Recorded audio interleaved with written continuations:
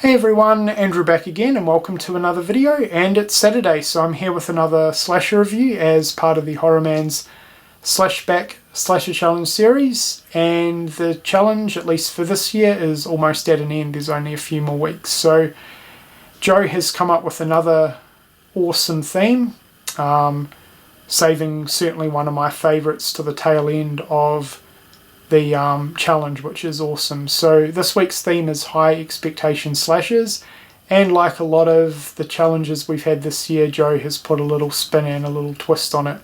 Initially, when the theme was announced, I initially thought that he wanted us to review a slasher movie that we had high hopes for and basically let everyone know within the review whether it lived up to our expectations or not. But as I just said, there's a nice little twist to this, and Joe came up with the awesome idea of reviewing something that has an rating on IMDb, the Internet Movie Database website, of 6 or higher.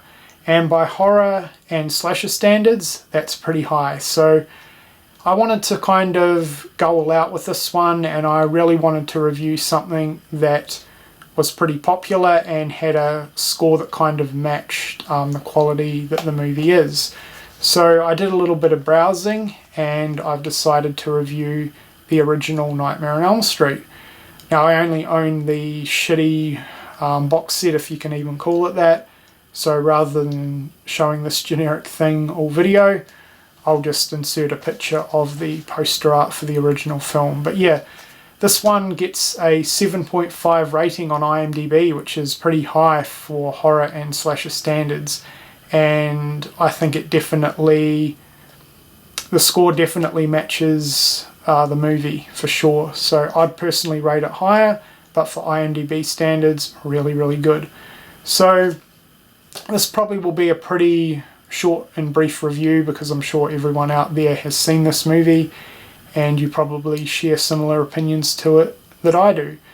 But with that being said, Nightmare on Elm Street centres around 4 teenagers, Nancy, Glenn, Tina and Rod, and over the course of the movie they all start to experience similar dreams involving a killer, Freddy Krueger.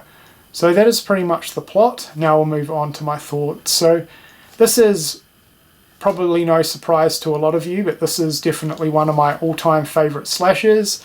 You guys know that I'm a little bit hit and miss with the franchise as a whole, but in terms of the original film, absolutely love it. It is a classic. So first and foremost, we'll talk a little bit about the location. So in terms of a slasher, the location is really nothing special, but it definitely works really, really well for the type of movie this is. So obviously this is set on Elm Street in a pretty peaceful looking suburban neighbourhood. And I think it works especially well for this type of slasher because it just goes to show that you're not even safe in your own home, and you're certainly not even safe in your own bed while sleeping. So I think the location definitely works really, really well for this one. Pretty scary when you really think about it. So the location works, and of course this is mostly centered at Nancy's house, which is pretty awesome as well. Now, the characters. I love all the characters. I don't have an issue with any of the characters within this movie. So obviously there's sort of 4 main characters and then some side characters that tie into the storyline throughout the film. But you have Nancy, which is the main character within this film. She is phenomenal. She's one of my favourite final girls in horror history. I love it when horror films have really interesting and smart and strong character leads, and Nancy's no exception to this one. From start to finish, her character is fantastic. She's really smart, she's really strong, and I love the way that she puts an end to Freddy at the end of the film. Her friends are really, really cool as well, Tina, Glenn and Rod, and they definitely all offer something a little bit different in terms of personality and characters to the movie as well. So fantastic characters. Then of course, gotta mention the iconic killer Freddy Krueger. Everyone knows who he is. He is awesome. He's definitely one of the best killers in horror history, and I really, really love his character and kind of his story. So basically how he invades people's dreams. I think that is a really, really awesome concept and a pretty scary concept for a slasher movie too, and it works so well. Freddy Krueger's obviously played by Robert Englund, and he is amazing. He did such a phenomenal job as Freddy Krueger. I love Freddy's makeup, his burnt look on his face, his red and green striped sweater, and of course his iconic glove with the finger knives on them. That is his weapon, and it's exclusive to him, and I think that's really, really cool. Love the knife glove. It's so awesome. So yeah, I don't really have much more to say on Freddy. He is definitely one of my all-time favourite slasher killers for sure.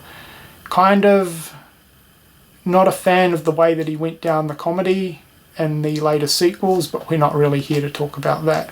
But yeah, in terms of his performance in the original film, fantastic. I also love the soundtrack in this one. I love the 1, 2, Freddy's Coming For You jump rope song. That is awesome, very, very iconic.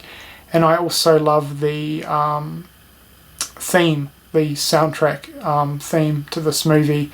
The opening song is fantastic. So great soundtrack as well. And yeah, that's pretty much all I really have to say on, how could I forget the kills? Now this one doesn't have a high body count, as everyone knows, but the effects in this movie more than make up for it. The effects are fantastic. So yeah, great effects and great kills throughout this movie as well.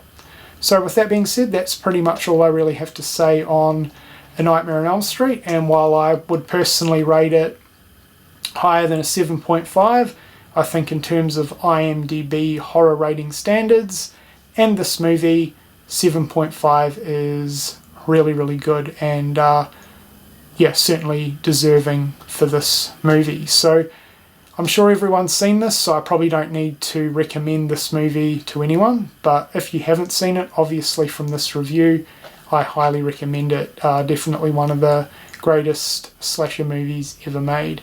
And if you have seen this one, which I'm sure most of you have, let me know what you think of it in the comments below.